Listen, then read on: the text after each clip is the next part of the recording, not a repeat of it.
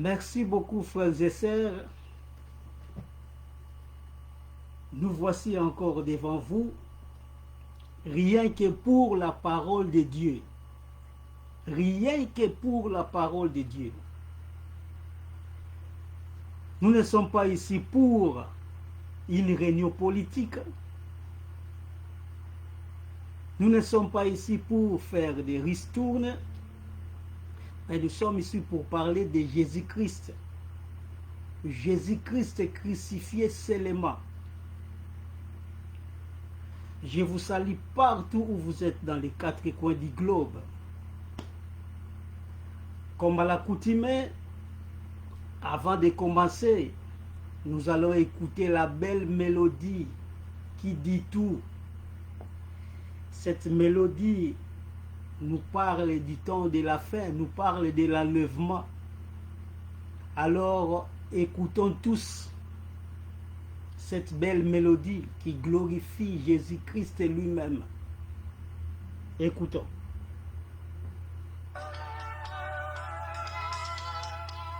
On est live depuis l'Angleterre.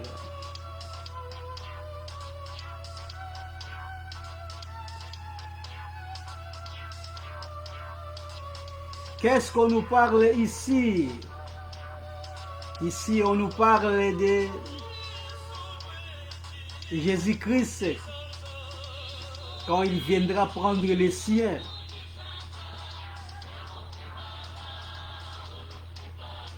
On nous dit ici de nous préparer. Et on te demande la question, où seras-tu bien-aimé quand Jésus-Christ viendra prendre les siens? Il y aura des pleurs et les graissements dedans pour ceux qui ne se sont pas préparés. Il viendra prendre les siens, des vierges pires. Des vierges pires qui se sont préparées tout au long de leur vie.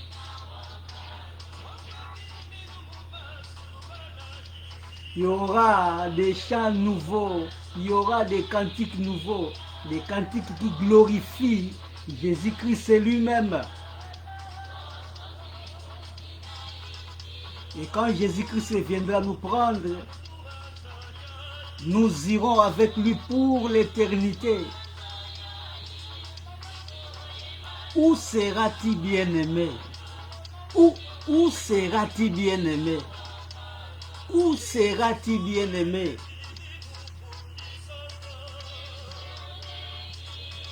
Où seras-tu bien-aimé? Ça, c'est la question majeure.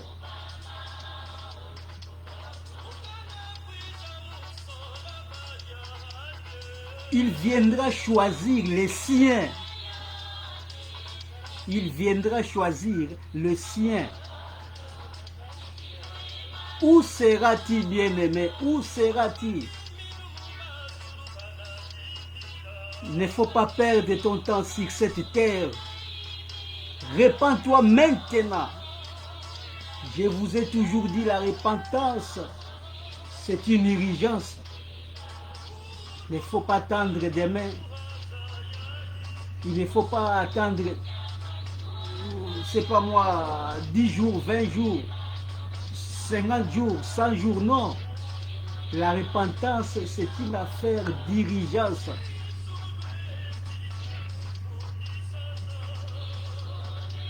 Ici, on parle que de la vérité. Nous prêchons que la vérité. Et cette vérité vous rendra libre.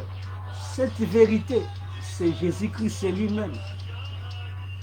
Jésus-Christ viendra prendre ceux qui sont choisis avant la fondation du monde.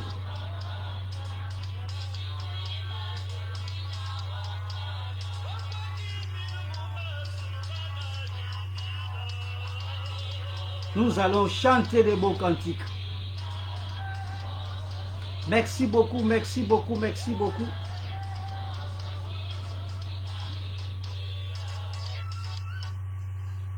Merci beaucoup.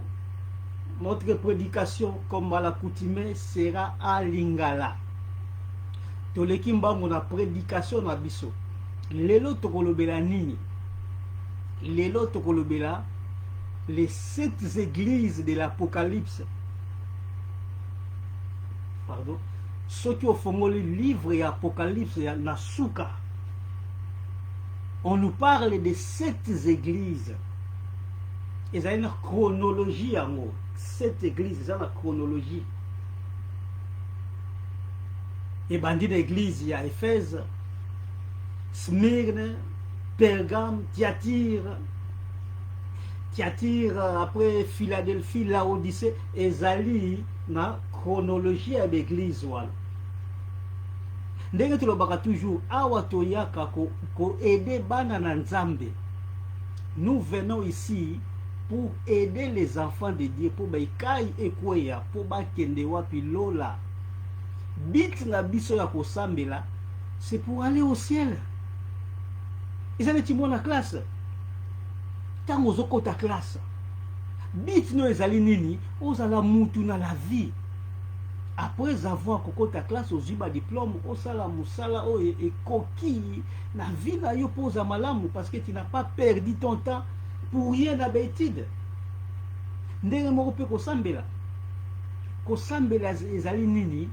Kondimela Yesu, kosalela ye dans la vérité, sukango ozala Yesu na libela dans l'éternité.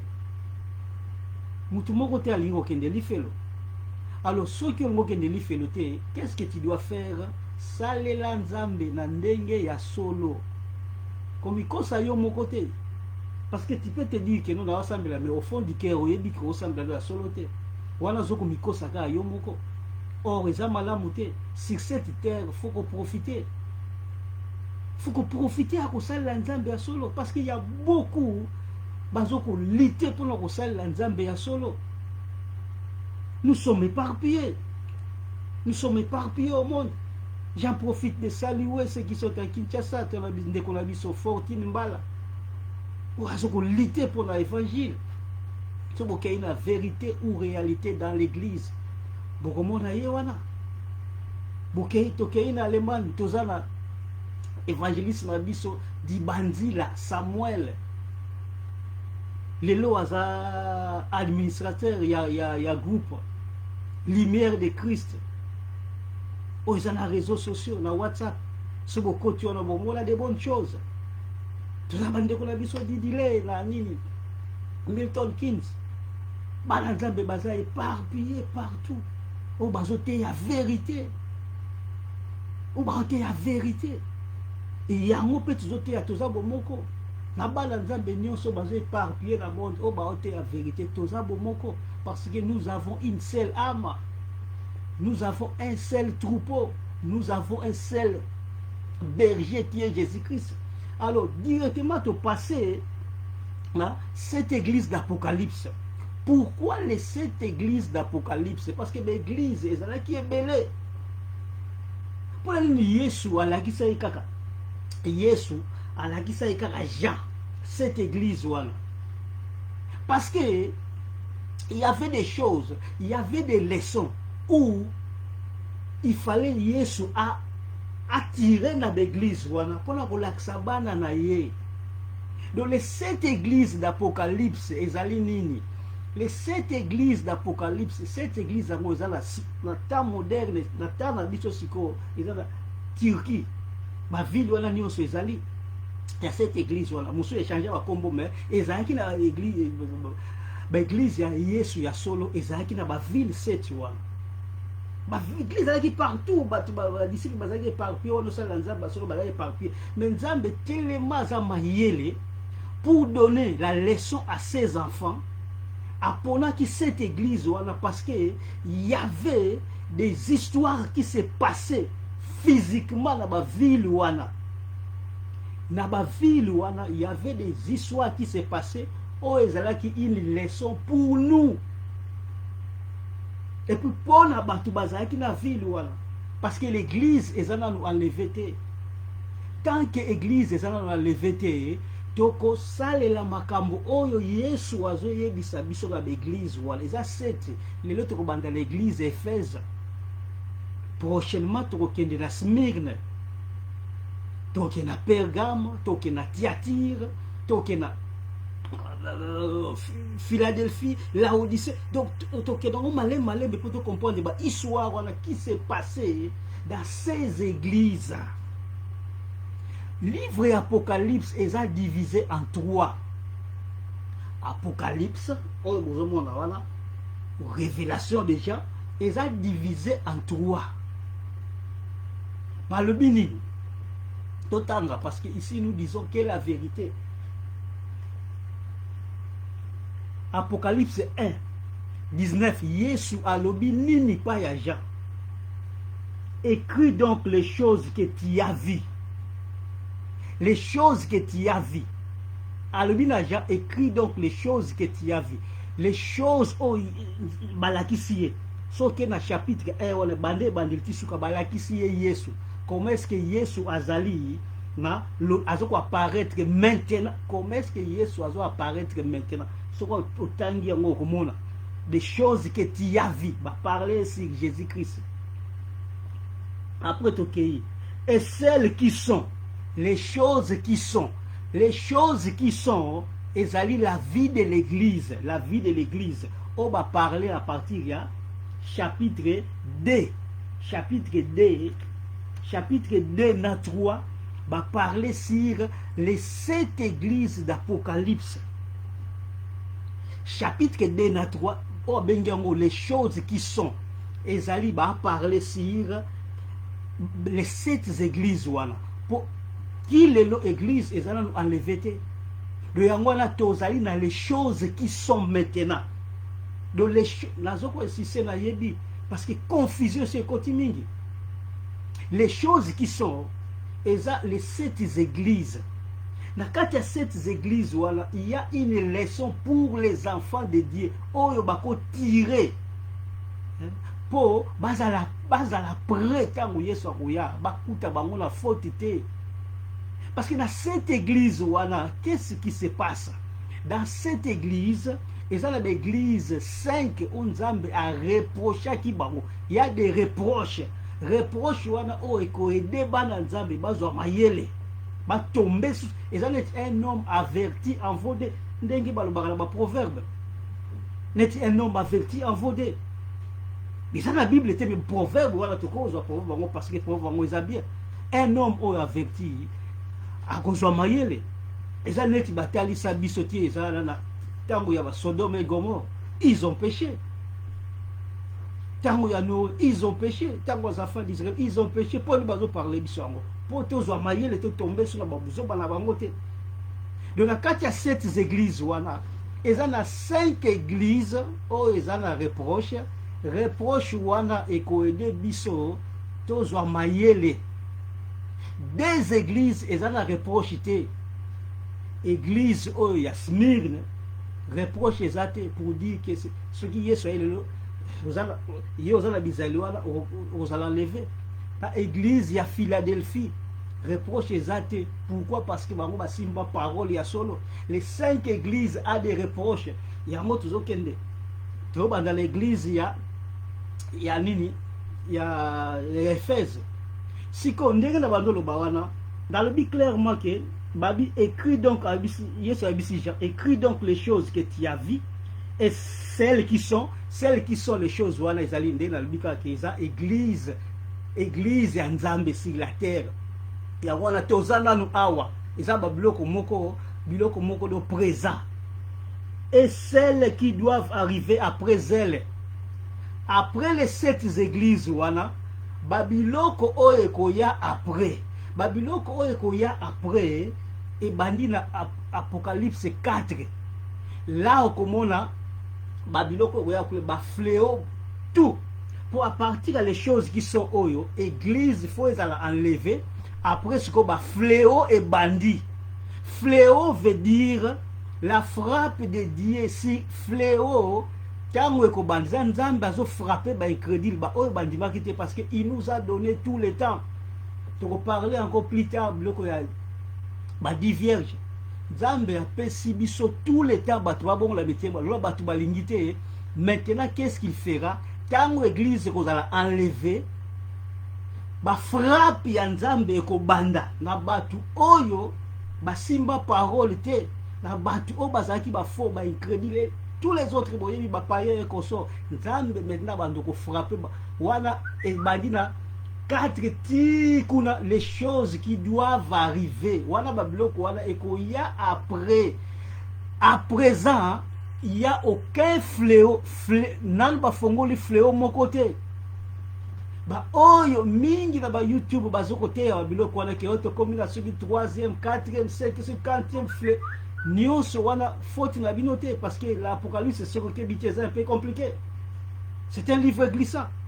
Donc nalu to côté na ba fléau te tozali na les choses qui sont.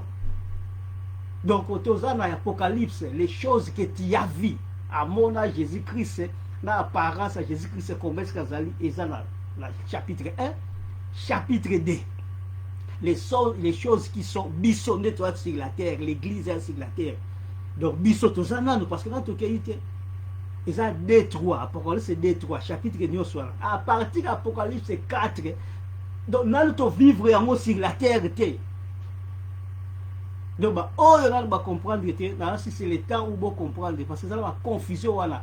Tozali la tribulation ezali oui, yes sur le bas qui maintenant nous côté la grande tribulation où les fléaux vont commencer. Fléau veut dire la frappe de Dieu. Et ça l'Apocalypse 3. Surtout qu'il y a l'Apocalypse 3 voilà, c'est bien dit, on a toujours répété ça. Apocalypse, dans l'Apocalypse 3 disent parce que tu as gardé la parole de la persévérance à moi, je te garderai aussi à l'ère de la tentation qui va venir sur le monde entier pour éprouver les habitants de la terre.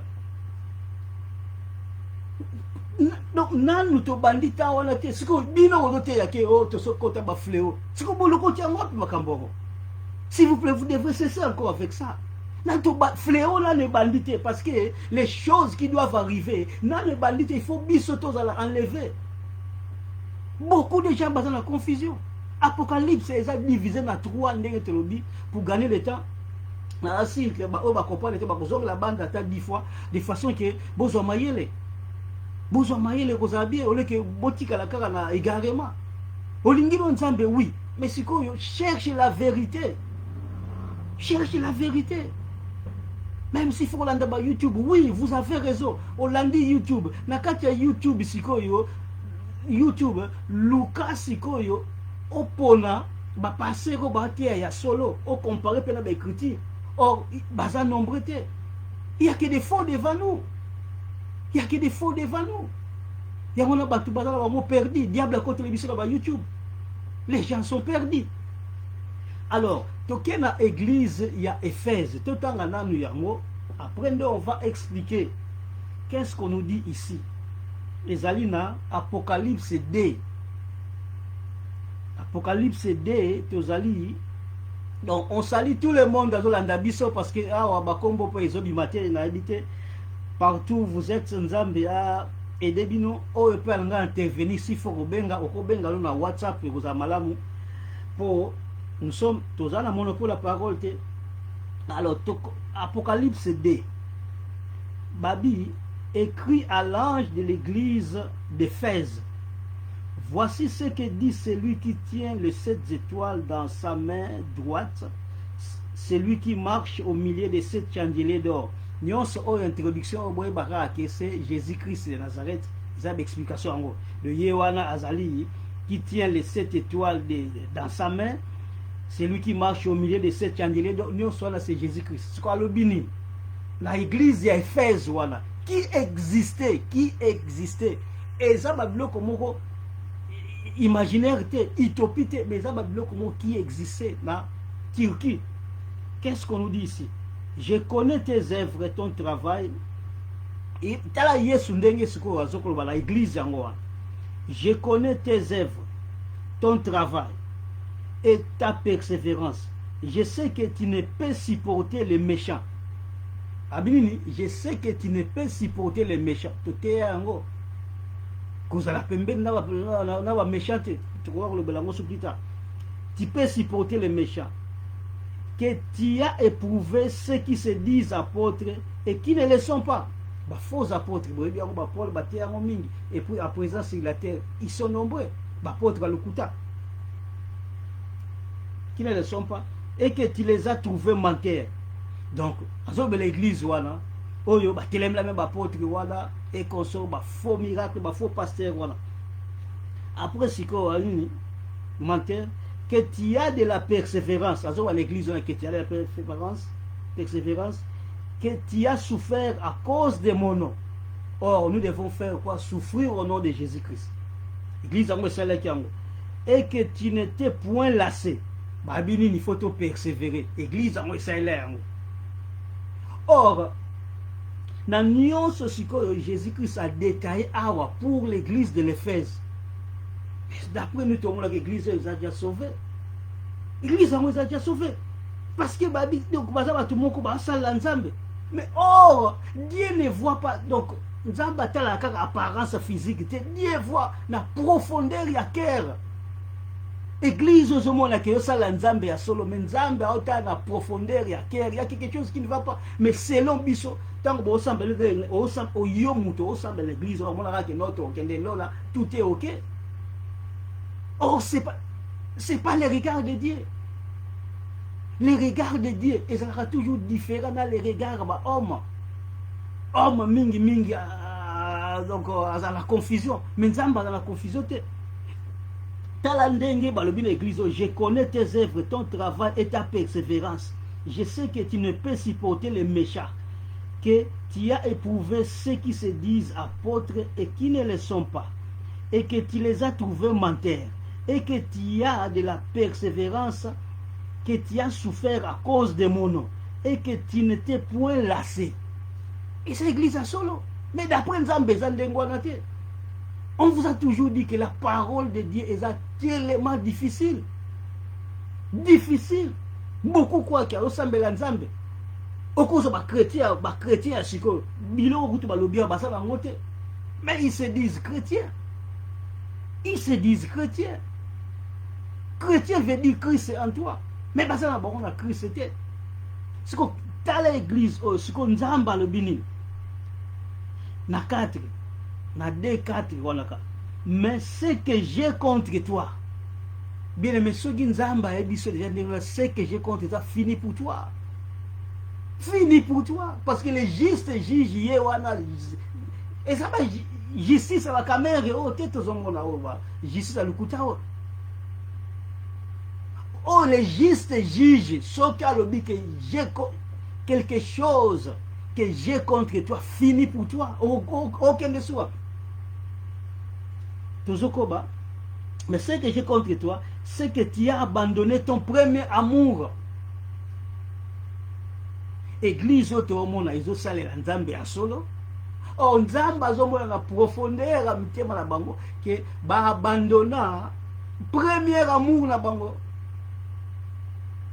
Tozokoba Nzambe a yesiko tellement Nzambe a malamu parce que la lingité mutunaye a se perdre.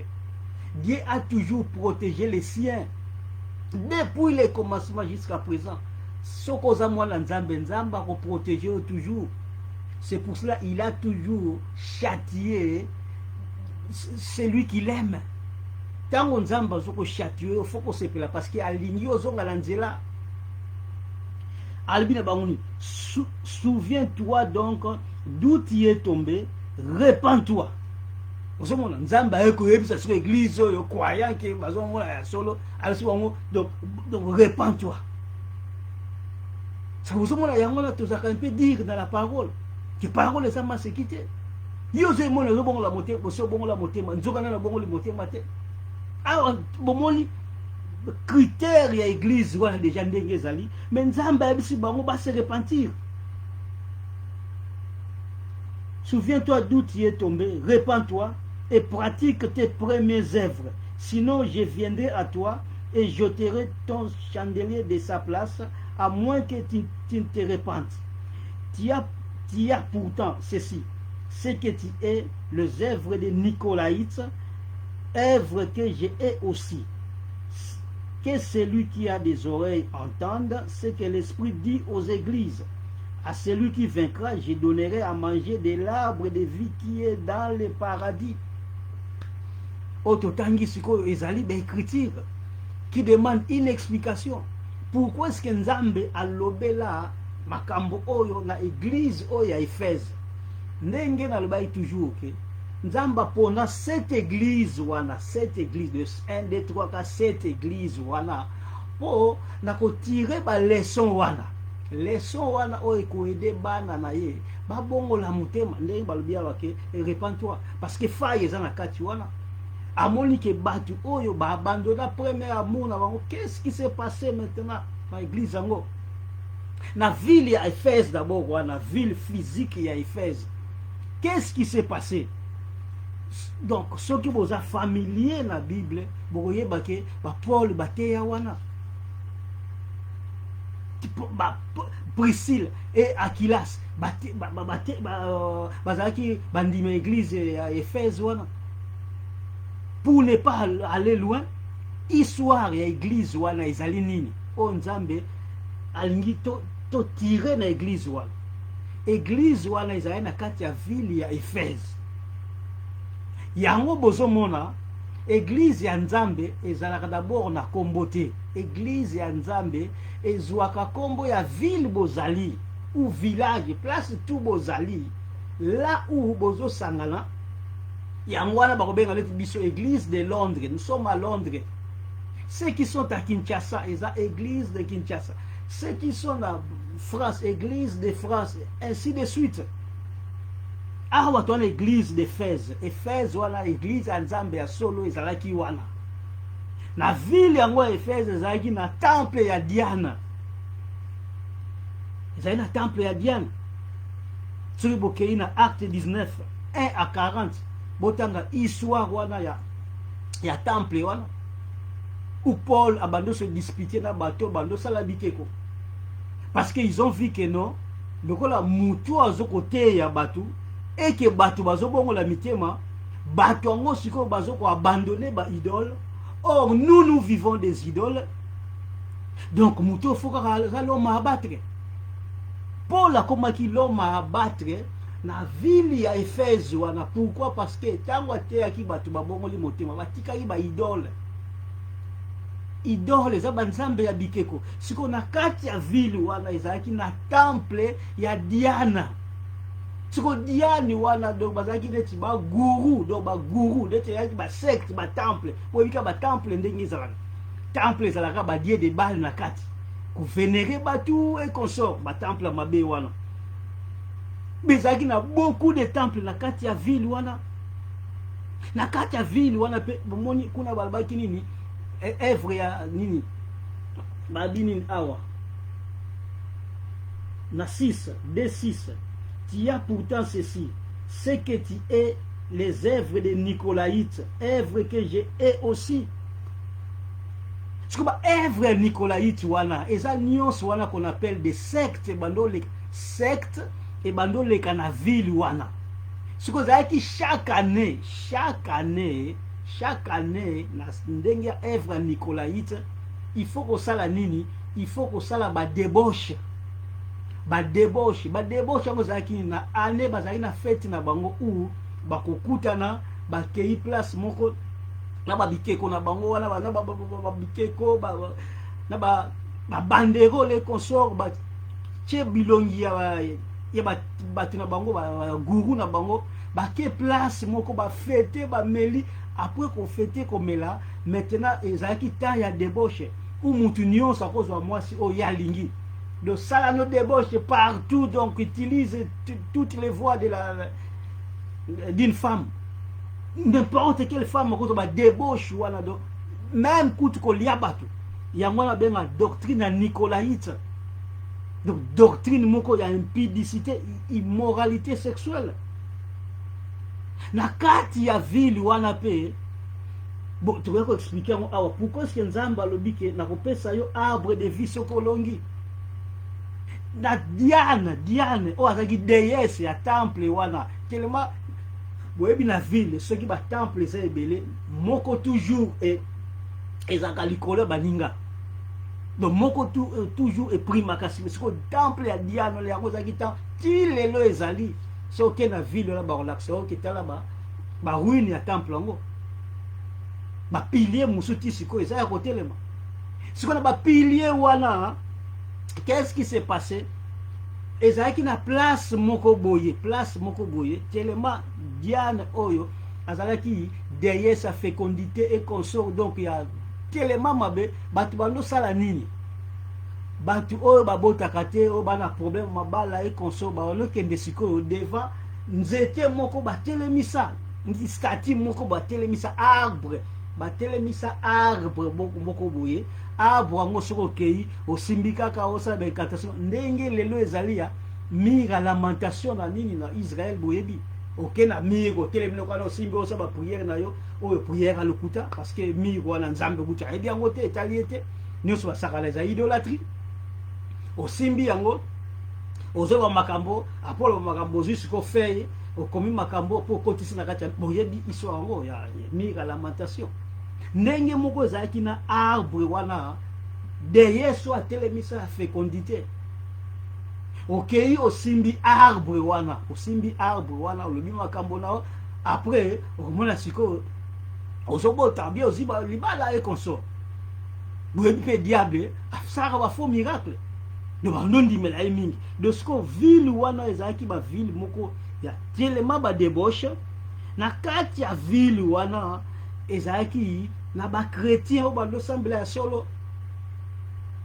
sikoyo izwa exemple ke yo moko ti oza wana na ville ya ndenge wana ville impédicité ou empereur na bango atongaki supermarché ya monene mais supermarché wana avant yo kende fo sikoyo ozwa neti encens oyo bakatholike omonaka wana poussière fo ozwa encens ozwi yango otie place moko boye nyonso wana mpona ko neti ko prêter serment pa ya empereur romain wana empereur romain oyo yaki César parce que c'est lui qui na tango wana c'est lui qui contrôlait presque monde entier. Sikoyo avant kende na nini supermarché wana ti sikoyo ezali soke na effet omona yango fo sikoyo ozo ensemble or chrétien ya solo okoleka wana te parce que avant okota porte ezali fo sikoyo obwaka ensemble ndenge mo sikoyo tomona biloko ya coronavirus kebo sali mulongo et consort lati masque tout wana ce sont des choses qui existaient pour la bala nzambe atalisa bango ke botombe na grande tribulation te parce que botombe na biloko pourtant comme okosomba te okoteka te soza la marque de la bête te kosali or wana ezalaki déjà la marque de la bête parce que ti oza wana yo ozwi ensemble au prêter serment siko avant yo kota na or fidèle akokota siko na supermarché yango te parce que c'est abomination. C'est que bas fidèle église ya Éphèse bazalaki wana. Moi peu bakota ba place wana ezalaki te parce que Nzambe na bon clairement je connais tes œuvres, ton travail et ta persévérance. Je sais que tu peux supporter les méchants, que tu peux être les méchants, que tu as éprouvé ceux qui se disent apôtres et ne le sont pas, et que tu les as trouvés menteurs. De fidèle ya église fidèle ya temps wana bakokwaki te kosala biloko wana. Est-ce que toute l'église bandu ko te kosala biloko wana? C'est pas toute l'église. Ce que ça qui toute l'église belé Nzambe alonga lo bateke c'est que j'ai contre toi pour dire que bozotala environnement oyo bana na Nzambe bandu ko évoluer ezaki environnement moko hanté, environnement moko diabolique, rempli de méchants. Ce qu'on a quand il y a méchanceté, il y a beaucoup de fidèles, toujours. Même à quoi physiquement, mais spirituellement, parce qu'il y a aucun de même défense, supermarché. Ah, Lucas, il est mais lui n'a pas les droits. Parce qu'il fallait qu'on vénérait le diable. La samoté malade, c'est quoi? Ah, comme ça, tout on a dévoyé les pensées des gens. Il y a mon ami, asa fidèle. Oui, tu es fidèle. Mais qu'est-ce qui t'y a dans ton cœur? Qu'est-ce que tu dis?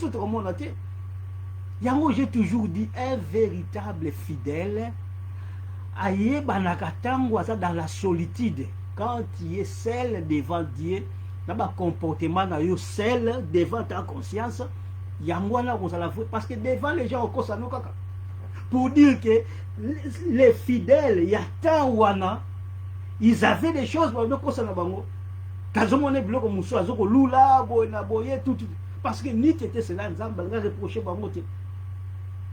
Donc yango na zomona ke ville wana ezaki na babiloko ebele sikote moni abominable des temples et consorts parce que ezaki une ville nini ezaki pe une ville moderne pour ezalaki pembeni na ville wana ezalaki na activité ebele na kati ya ville wana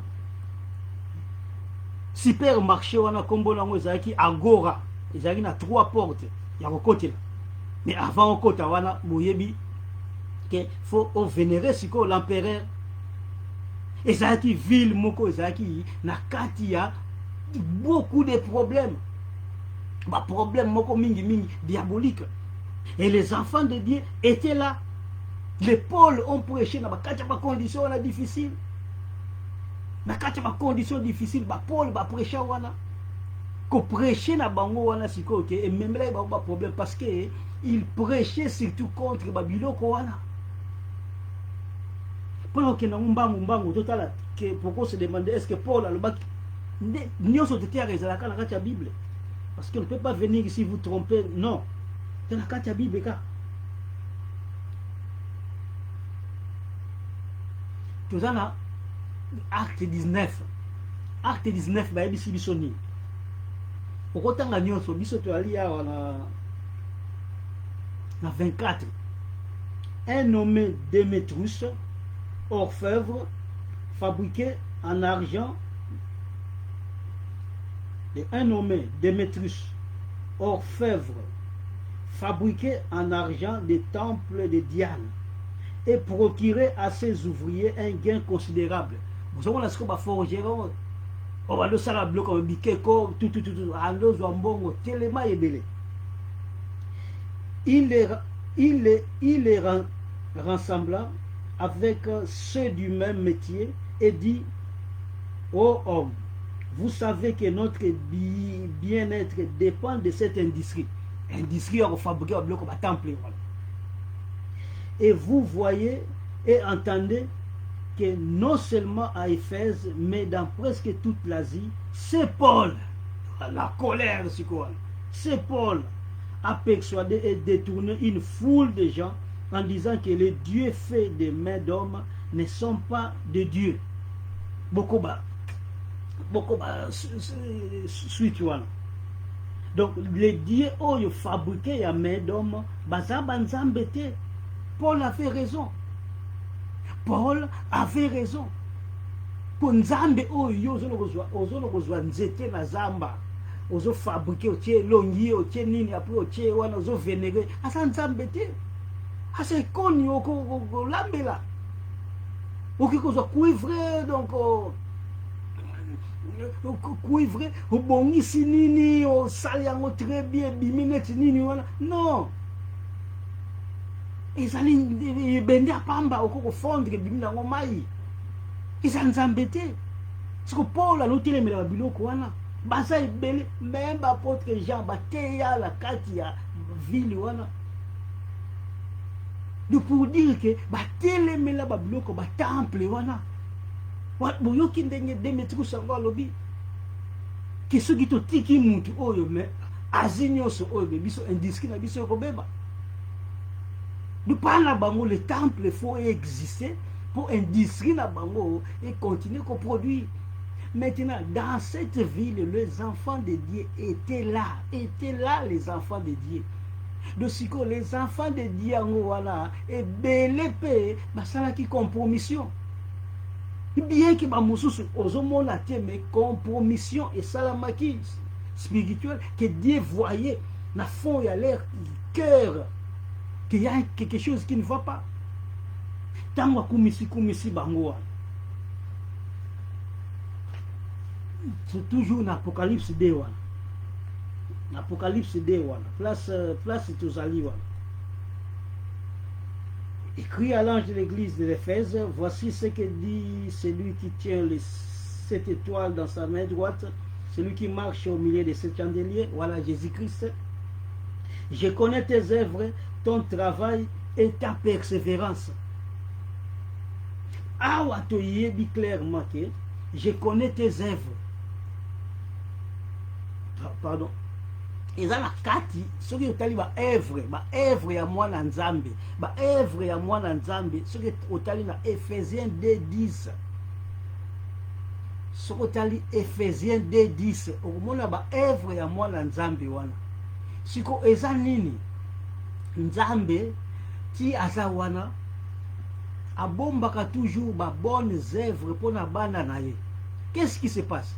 Soko bongoli motema directement na magasin ya nzambe apesi yo ba bonne œuvre wana yango kosalela ye na yango ozomona mwana nzambe akelelaka te po soki okeleli okosalela nzambe ndenge nini?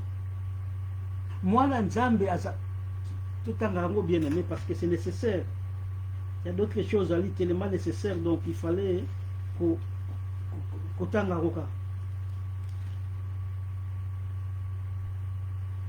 Ephésiens 2:10, car nous sommes son ouvrage, ouvrage à Jésus-Christ de Bananzambe, ayant été créé en Jésus-Christ pour de bonnes œuvres que Dieu a préparées d'avance afin que nous les pratiquions. Bien aimé, français facile. Bible, ce qu'on comprend, quel plaisir. Bible, ce qu'on comprend, quel plaisir. Nzambe asi a préparé ba bonnes œuvres d'avance, avant même yobongo la motema. Dieu a déjà préparé de bonnes œuvres. Bonnes œuvres yango tango yobongo li motema. Yo keka na magasin ozu yango bando pratiquer yango. Yango na mwana nzambe ataka mpiake te. Soza mpiake oza mwana nzambe te. Parce que osala nzambe ndenge nini babi ba bonne œuvre za wana. Pour osala nzambe sur cette terre.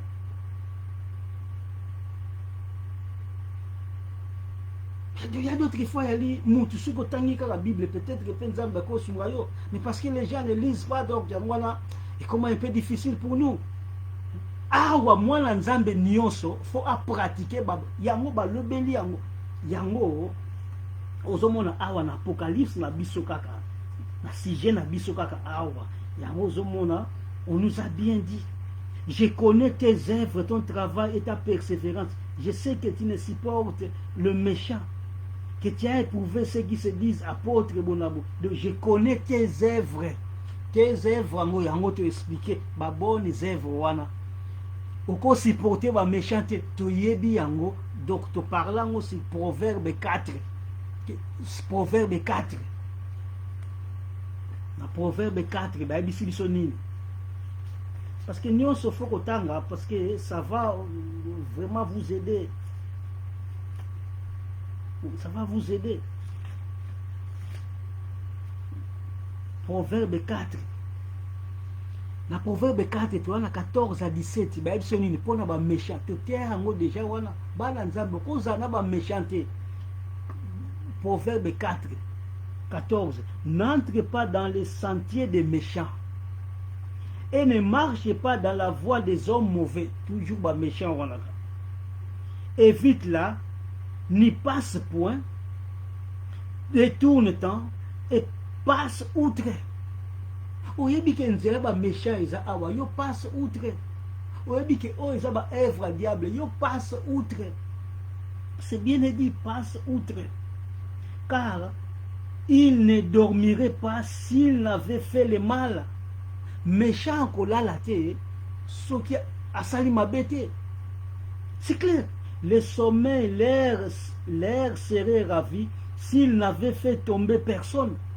Et les Français, vous voyez les Français. Soki asali mabete, sommeil kozala ravi. Le pour dire que méchant asala maleka pour asala mabete parce qu'il a perverti dès les seins maternels. Là, on a déjà prêché ça. Awa siko tsomo en église, on toujours tous allés dans l'Apocalypse 2. Yango wana Je connais tes œuvres, ton travail et ta persévérance. Je sais que tu ne peux supporter les méchants, que tu as éprouvé ceux qui se disent apôtres et qui ne le sont pas, et que tu les as trouvés menteurs, que tu as la persévérance, tu as souffert à cause de mon nom, et que tu n'étais point lassé. Mais ce que j'ai contre toi, c'est que tu as abandonné ton premier amour. Donc la nuance oyo to expliquer awa, batu oyo ba fidèle ba losambela ya solo na église ya Éphèse ba abandonna premier amour na bango. O premier amour eza nini? Premier amour eza nini? O bango ba abandonna. Premier amour, Matthieu 22. Dans Matthieu 22. Matthieu 22, qu'est-ce qu'on nous dit là-bas? Matthieu 22, 36 à 38. Matthieu 22, 37 à 38. Maître, quel est le plus grand commandement de la loi? Jésus lui répondit, tu aimeras le Seigneur ton Dieu de tout ton cœur, de toute ton âme, de tout ton cœur, de toute ton âme et de toute ta pensée. C'est le premier et le plus grand commandement. Ozomona basala ndenge nini ba abandona sikoyo kolinga Nzambe na motema na bango mobimba. Donc le fait d'abandonner Dieu na motema mobimba veut dire quoi? Total sikoyo ba apôtre, parce que l'église est bandala ba apôtre, église est bandala ba apôtre, ba premier amour ezalaki ndenge nini? Acte 2. Solongo yeba histoire ya église, tangaka livre acte weba ki ndenge église ebanda. Soko landi yango ekozala bien. Donc bakosa yo te soko landi yango ekozala bien. Acte 2, qu'est-ce qu'on nous a dit ici? Acte 2 44. Donc acte 2, ndenge ba fidèle bazalaki na ebandeli. Tous ceux qui croyaient étaient dans le même lieu et ils avaient tout en commun. Est-ce que Siko et Zandengwala? Je ne crois pas. Ils vendaient leurs propriétés et leurs biens et ils en partageaient les produits entre tous selon les besoins de chacun. Ils étaient chaque jour tous. Ils étaient, bien, il faut comprendre. Ils étaient chaque jour tous ensemble assidus au temple. Ils rompaient le pain dans les maisons et prenaient leur nourriture avec joie et simplicité, louant Dieu et trouvant grâce auprès de tous les peuples. Et le Seigneur ajoutait chaque jour à l'église ceux qui étaient sauvés. Donc bref, premier amour, ezali ndenge bapôtre bazalaki ensemble. Et puis chaque jour, nous sommes là. Moutimon ne peut se raisonner. C'est bien écrit ici. Donc, tous, selon les besoins de chacun, ils étaient chaque jour tous ensemble à Sidi. Beaucoup de temps, partout, ville, Nyon, Yozali, tu as la place où tu as la comportement. Les gens n'aiment plus la parole. Les gens sont fatigués. Yesu tellement azoko traîner, tout le monde a ses lembi, dans des vierges folles, plus tard. Les gens sont fatigués. Ce que besoin on a premier amour, premier amour tous, personne n'est manqué, car on ressemble à mouture. Et puis assidus dans la parole veut dire quoi? Parce qu'il enseigné à solo. Moutou moka ba nous engâter, mais t'as l'église là, bino place aux alliés, batu. Avant toute église, il faut bien battre. Avant l'église, il faut appeler les gens. De Moutaye, bien été aujourd'hui, tu sens la cadeau, c'est une personne. Donc, étalé, écoutez, ce qui est au vatar, mais moi, il y a un boulot. Donc, beaucoup de monde écoutez. Et puis, à cause du boulot, quand il y a un jour où vous travaillez, et un jour où vous savez il y a un boulot, vous pouvez avoir la raison que vous dérangez, soutez. Et ça, on est comme on a Londres, ah ouais. On priait ensemble, à qui m'a un jour, on a coupé na bindeko, qu'est-ce qui ne va pas, mais abia ndeko, dès pour nous avoir boulot, bon, tu es sur la bandumba. Vous voyez, dès pour nous avoir boulot, bon, tu es sur la bandumba. Dans moi, on a des soutiens. Et puis là, on se paye aussi à la bandumba. Donc, on doit abandonner premier amour. Parce que au début, vous étiez ensemble. Au début, Bobando Sambela ya solo. Sikoyo, et comme il tamo, comme ça, comme il fatigué. C'est ça qui y a un bando Sam à l'église Éphèse. Tellement ils étaient étouffés avec tout ce qu'ils voyaient là-bas. Peut-être que les autres petits bazar qui ont monté, mais qui ont déjà, que non, il y a aussi étaient, il y a Diane, de façon qu'il y a Salabo et tout. Donc, ma cambon, nous sommes là, que l'église Éphèse, mais jusqu'à présent, les alliés reprochent, ils ont ça la biso. Après, ce qu'on a balbini, c'est dans l'Apocalypse D toujours, parce qu'il y a un sujet principal. Apocalypse D. Donc, souviens-toi d'où tu es tombé, répands-toi et pratique tes premières œuvres.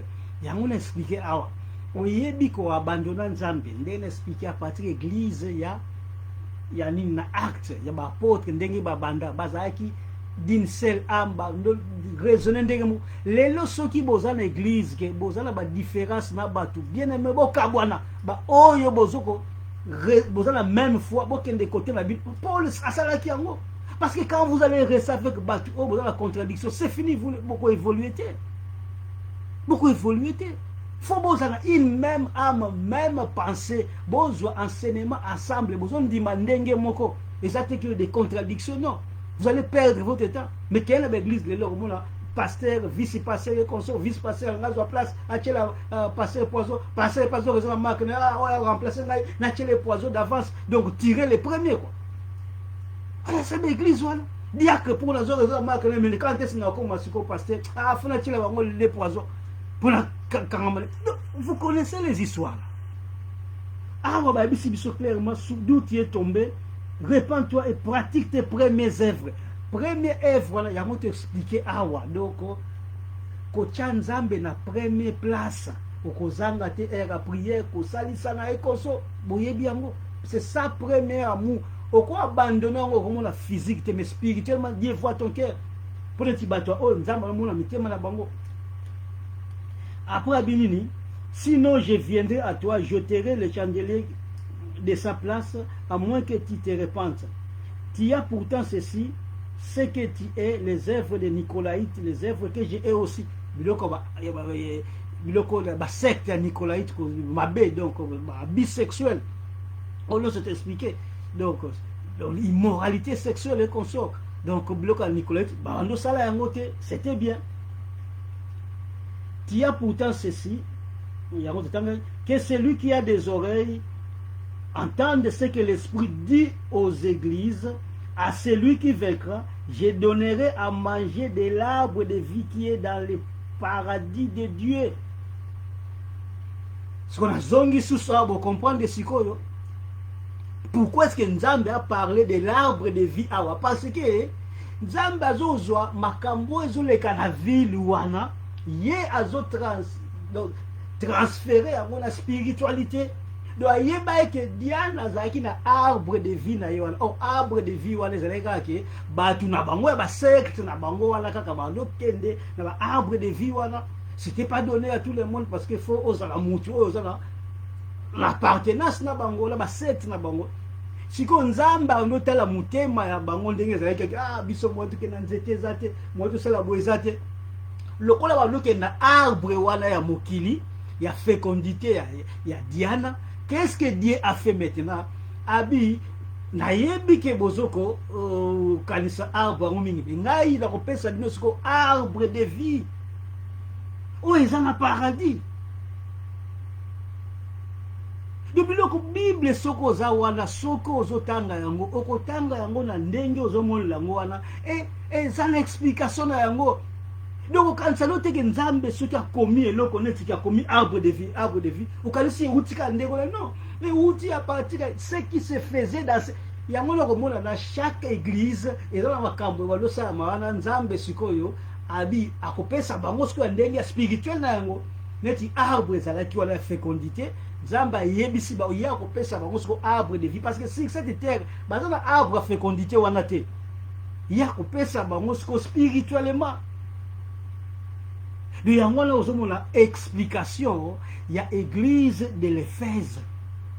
Oh, eza première église ya Éphèse, explication yango wana. Donc ti ezali wana Nzambe apona les 7 églises.